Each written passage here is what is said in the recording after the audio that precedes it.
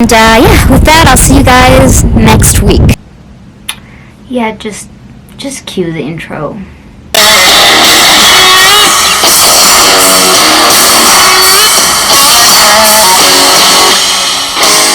Hello everyone, welcome back to Lina Rants with me, Lina. Today is season 1 finale. Just seemed to be very fitting for me to talk about some of the very great lessons that I've learned from YouTube in this season 1. So let's just jump right into it. The very first lesson that I've learned from starting a YouTube channel is to just do it. I've been wanting to have a YouTube channel for around a year and a half, and just this year I've decided to just do it. Just buy a camera, sit down and film and figure it out as it goes. The longer you think about something, the less likely you're gonna start it. The first and hardest step for everything is to just start it. I have learned so many things about myself throughout those past few months of having a YouTube channel, and one of them was vulnerability. I thought I was a vulnerable person just because I'm a very emotional one, but I've realized that I'm not so vulnerable. With YouTube, I really have trained myself, and I'm still training myself to become more vulnerable to criticism and to hear other people's opinion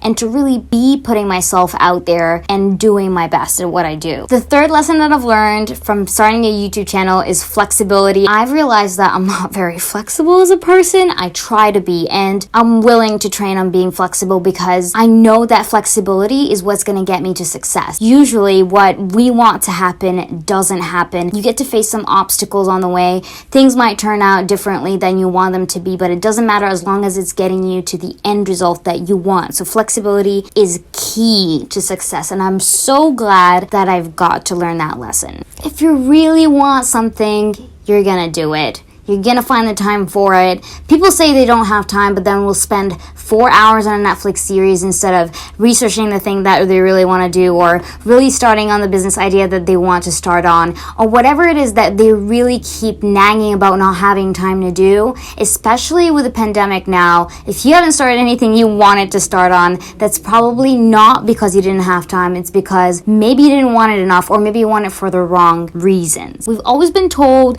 that winners never quit and quitters never win. Sometimes to be a winner, you need to quit. You need to know when to stop, and you need to know what is not working for you and move on to the next thing so you can keep going, keep succeeding. It's not really a lesson, but it's a realization, and I feel like I really want to share it on here, and it's that I love creating content. Filming, editing, just delivering it, seeing the feedback, and having people message me about how the content is relatable, or how it helped them out, or what they think of it. And it makes me happy. It really does make me happy, genuinely.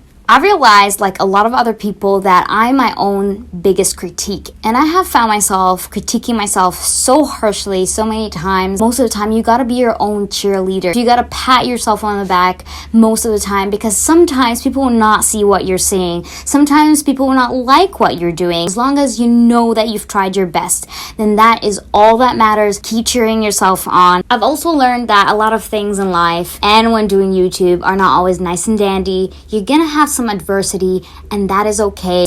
We are all trained to be scared of failure, to be scared of obstacles and hurdles, and not to look at it from a different perspective of growth and learning and growing. And it was really refreshing to have that doing YouTube, especially because you really are facing a lot of obstacles here, working long hours, editing, getting frustrated, having to refilm, having people not like the video, putting so much effort in a video and not seeing the results that you hoped for. YouTube is a journey of self-discipline and self-growth and self-enhancement. I really just learn about being a person in general. And finally, the last lesson is support. Support means a lot to me. So many people out there who see you and see your progress and are very kind enough to come and message you. Most of those people are not even people who are close to you, and it's the most rewarding, kindest, heartwarming thing in the world.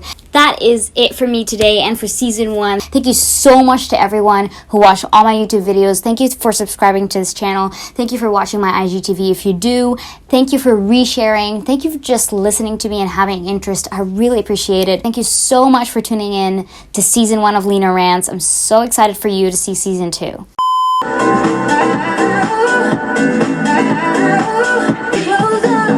Deep deep into your love.